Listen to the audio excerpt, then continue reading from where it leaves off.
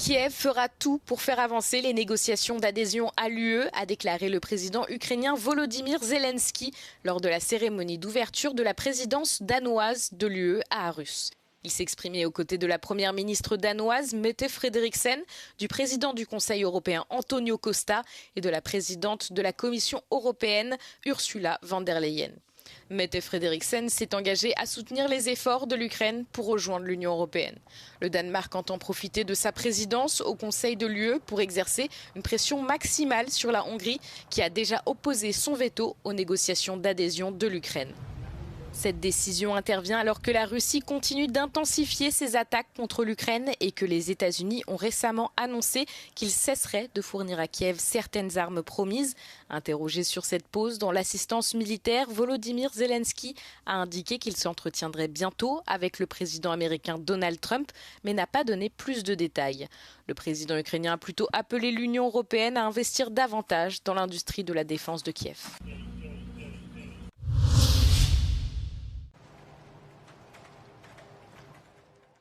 Sécurité et défense. L'expression a été reprise plusieurs fois au cours de la rencontre à Århus entre la présidence danoise de l'Union européenne et la Commission européenne.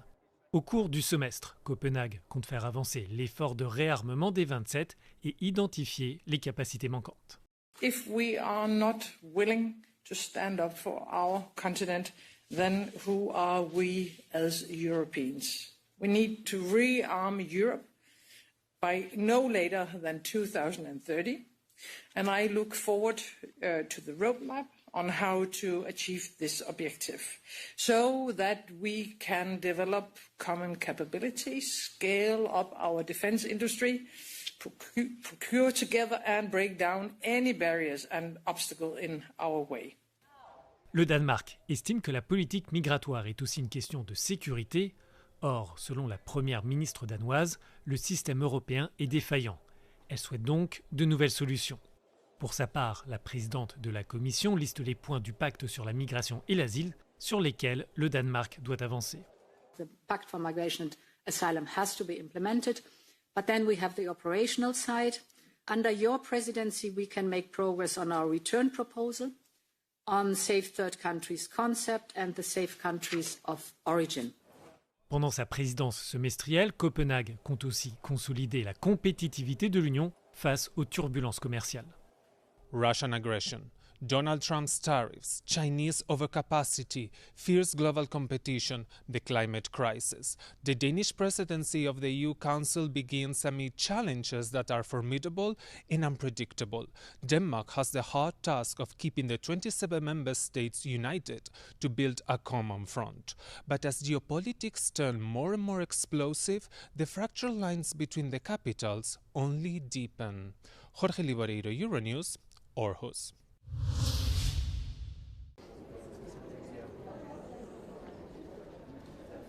La Moldavie souhaite accélérer son adhésion à l'Union européenne. La présidente moldave Maia Sandu et son gouvernement espèrent profiter du sommet bilatéral avec l'UE, prévu ce vendredi à Chișinău, pour mettre en avant les progrès réalisés ces dernières années sur les exigences de l'UE, et ce malgré les nombreuses attaques russes. Cependant, l'Union européenne aurait aimé que les négociations avec l'Ukraine suivent le même rythme et hésite donc à diviser le processus d'élargissement.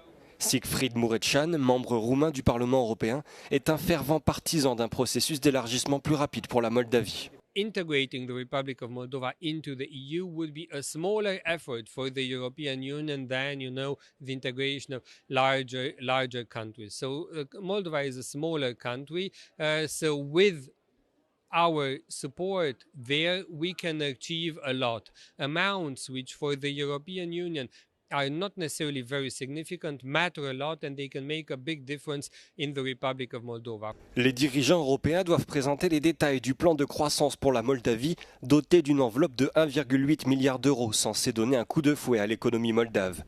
Mais Bruxelles est profondément préoccupée par les attaques systématiques menées par la Russie, qui tente de faire dérailler le processus d'adhésion de ce petit pays à l'Union. L'opinion publique est toujours divisée entre les aspirations occidentales et la sympathie pro-russe, tandis que la Transnistrie, région officiellement moldave, reste sous le contrôle de la Russie. The Russian-speaking minority and enterprises in the so-called Transnistrian region benefit from European integration. More than 70% of the exports from the so-called Transnistrian region go into the European market. So I think Russia will continue to try to destabilize, but I think people in Moldova will stay calm. La Moldavie a déposé sa candidature à l'Union européenne en mars 2022, 3 jours après l'Ukraine, et a obtenu le statut de candidat en juin de la même année. Les négociations d'adhésion ont été officiellement ouvertes en juin 2024.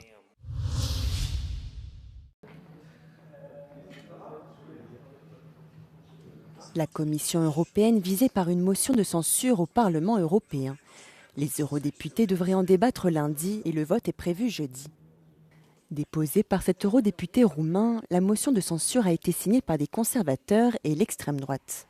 Son premier argument concerne le refus de la Commission de divulguer les SMS lors du Pfizergate. The European Court of Justice in Luxembourg says that the European Commission should disclose those SMS which were exchanged between Frau von der Leyen and Bourla from Pfizer about the contract, a contract with a value of 35 billion euros, about the contract for the vaccines. Par ailleurs, l'eurodéputé conservateur accuse la Commission de mauvaise gestion des fonds du plan de relance post-pandémie de Covid-19.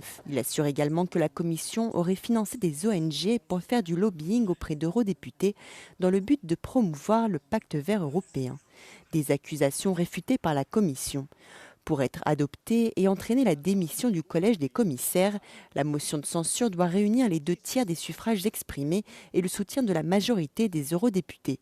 Son initiateur le reconnaît, les chances sont minimes. There will be a vote against the motion. I'm sure of this because the majority is still there with Frau von der Leyen. And even in this majority, there are a lot of discontent against von der Leyen. They will not, for the moment, force her to resign, but probably this will happen in 6 months. Il existe un précédent. En 1999, la Commission avait démissionné sur fond d'allégations de fraude et de questions de transparence, avant un vote formel du Parlement. Des mercenaires américains ont délibérément pris pour cible des Palestiniens en marge des distributions d'aide à Gaza. C'est ce qu'affirment 2 employés de l'entreprise UG Solutions, un sous-traitant américain chargé de recruter le personnel de sécurité sur les sites de la Fondation humanitaire pour Gaza, la GHF. Dans un témoignage édifiant publié par AP, les 2 hommes affirment que des balles réelles, des grenades assourdissantes et du gaz au poivre sont utilisés dans presque tous les sites de distribution à Gaza, même en l'absence de toute menace pour la sécurité. Une vidéo fournie par les 2 hommes montre des centaines de Palestiniens serrés entre des barrières métalliques, se baissant au son des tirs et tentant de s'éloigner de la fumée des grenades assourdissantes. Une autre vidéo montre une conversation entre des mercenaires s'encourageant et se félicitant mutuellement après des rafales de tirs.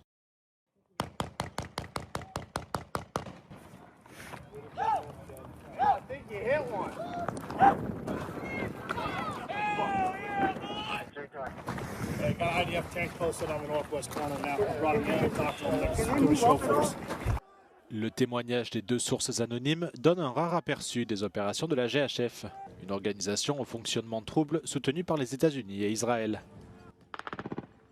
Leurs révélations contredisent directement les affirmations de la GHF et de ses sous-traitants, qui continuent à nier tout incident grave en marge des distributions d'aide. L'organisation affirme que les services de sécurité n'ont fait que tirer des coups de semonce vers le sol, loin des civils. Les 2 sources déclarent au contraire avoir vu leurs collègues tirer des balles dans toutes les directions, y compris vers des Palestiniens.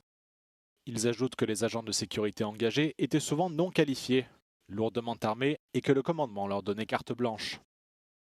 La GHF a débuté ses opérations au mois de mai, après plus de 2 mois de blocus total de l'aide humanitaire à Gaza.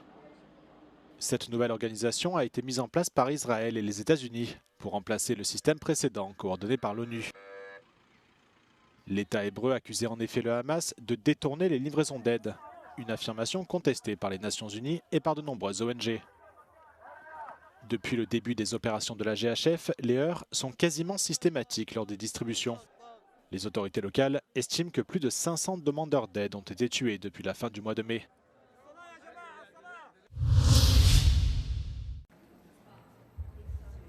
300 tenues, une scénographie spectaculaire dans 14 salles. Après Milan et Paris, la nouvelle exposition From the Heart to the Hands de la marque de mode Dolce & Gabbana débarque à Rome. Les visiteurs peuvent découvrir le processus créatif des deux designers de la maison, ainsi que leur affection pour la culture et l'histoire italienne. Qu'il s'agisse d'architecture, d'art, d'opéra ou de théâtre, l'artisanat d'exception reste la marque de fabrique de leur univers. Et les réactions à la fin de cette plongée dans la quintessence italienne sont unanimes. Cette exposition va bien au-delà de la mode.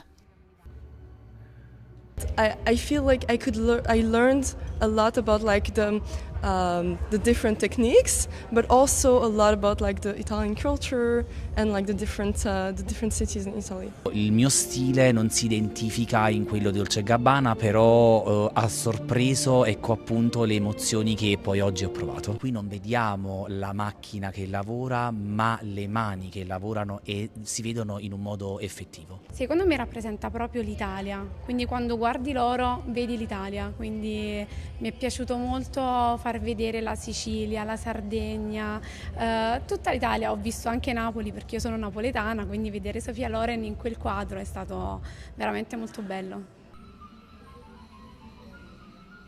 Les références à la Sicile, où est né l'un des deux créateurs, Domenico Dolce, se retrouvent tout au long de l'exposition.